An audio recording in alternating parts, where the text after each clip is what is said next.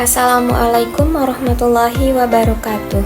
Perkenalkan, saya Lia Ismimawanti dari jurusan Tadrik Fisika Universitas Islam Negeri Mataram. Di sini saya akan memaparkan hasil proposal yang telah saya susun yang berjudul Pengaruh Model Pembelajaran Discovery Learning terhadap kemampuan berpikir kritis siswa pada materi gerak jatuh bebas.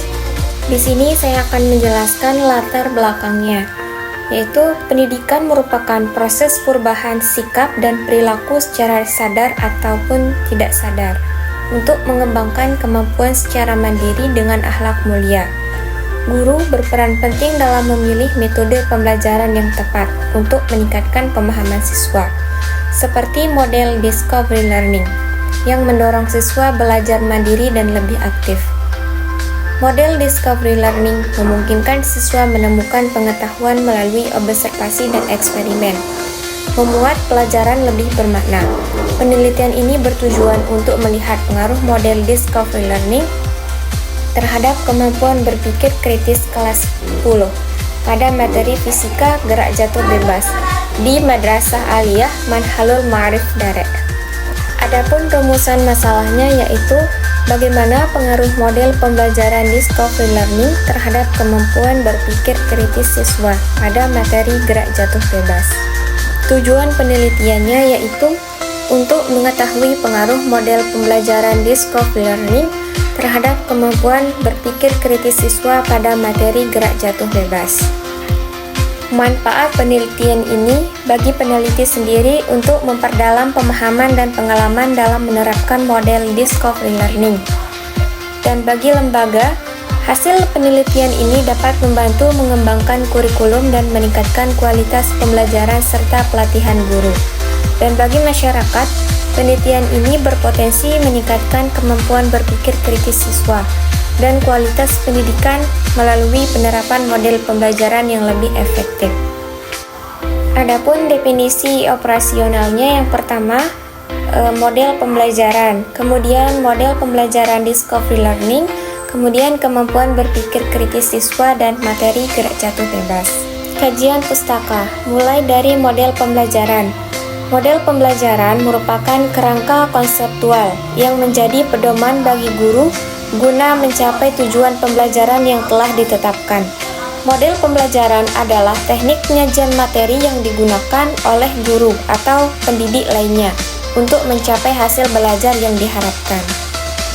Kemudian ada model pembelajaran discovery learning. Model pembelajaran discovery learning ini adalah model yang berorientasi pada siswa, di mana siswa akan terlibat dalam setiap proses penemuan, dari identifikasi masalah hingga menyimpulkan. Dengan tujuan siswa mendapatkan pengalaman belajar langsung dan pengetahuan baru. Penerapan model pembelajaran discovery learning lebih menekankan pada penemuan konsep atau prinsip yang sebelumnya belum diketahui oleh peserta didik. Langkah-langkah model pembelajaran discovery learning. Yang pertama, stimulasi atau pemberian rangsangan. Yang kedua, pernyataan atau identifikasi masalah. Yang ketiga, pengumpulan data. Yang keempat, pengolahan data. Yang kelima, pembuktian. Yang keenam, menarik kesimpulan.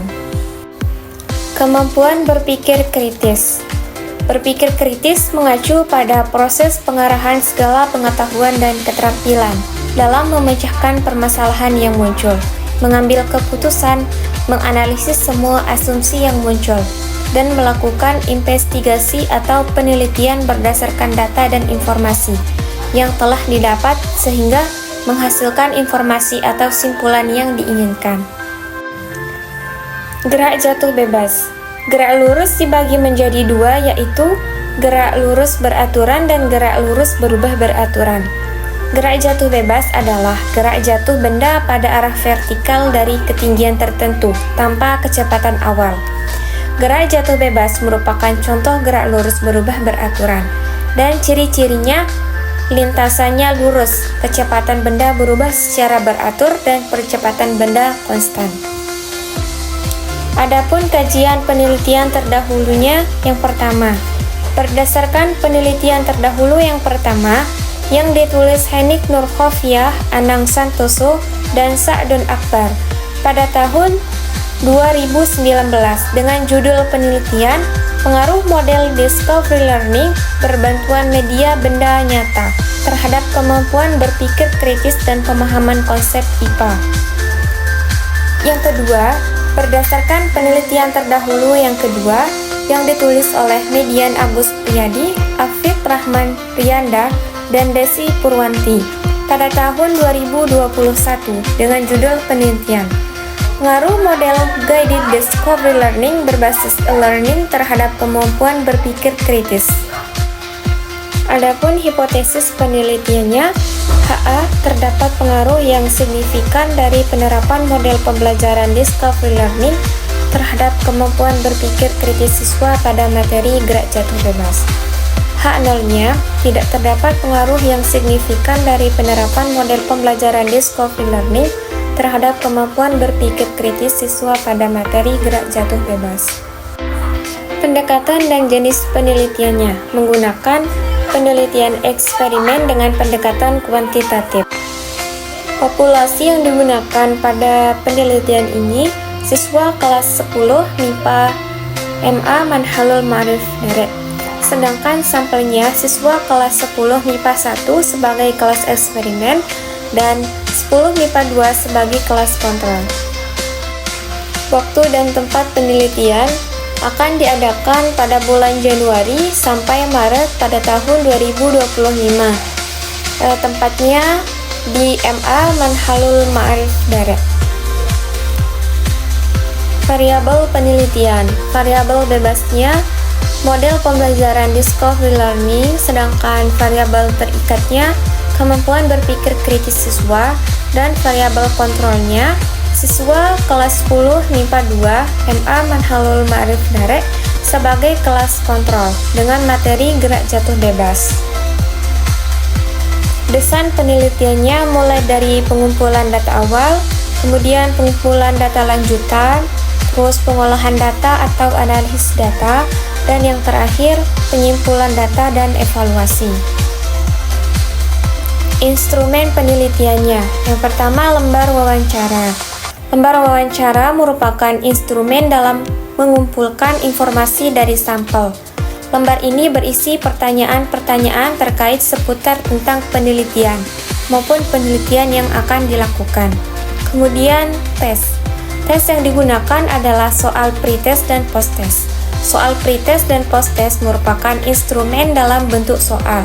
Soal akan diberikan untuk diuji terhadap sampel.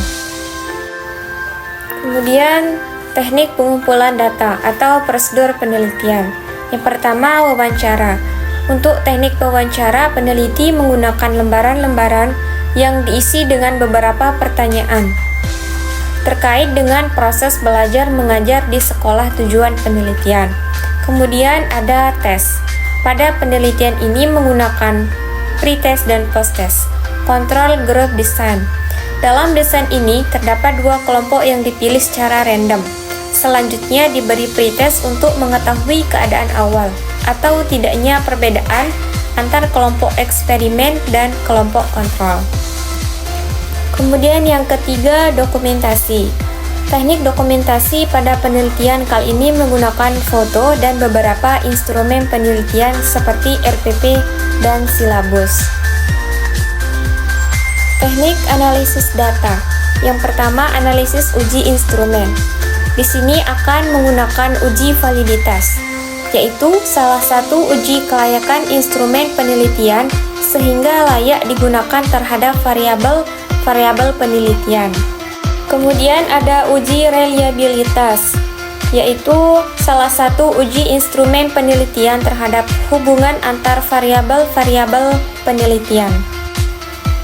Kemudian ada daya pembeda. Menghitung daya pembeda adalah mengukur sejauh mana suatu butir soal mampu membedakan antara anak yang pandai dan anak yang kurang pandai berdasarkan kriteria tertentu. Taraf kesukaran. Yang dimaksud dengan taraf kesukaran atau tingkat kesukaran tes adalah kemampuan tes tersebut dalam menjaring banyaknya subjek peserta tes. yang dapat mengerjakan dengan betul. Yang kedua, analisis data hasil penelitian. Di sini akan menggunakan uji normalitas, yaitu uji yang dilakukan terhadap kelompok data atau variabel dengan tujuan untuk menilai sebaran data telah terdistribusi secara normal atau tidak. Kemudian ada uji homogenitas, yaitu uji mengenai sama atau tidaknya dua data dari variabel penelitian. Dan yang terakhir ada uji T. Uji T lebih dikenal dengan uji parsial untuk menguji bagaimana pengaruh antara masing-masing variabel bebas terhadap variabel terikat. Rencana jadwal kegiatan penelitian. Pada bulan pertama, mempersiapkan alat dan bahan yang dibutuhkan. Kemudian bulan kedua, melakukan pengumpulan data. Dan pada bulan ketiga, melakukan analisis data dan penulisan laporan penelitian.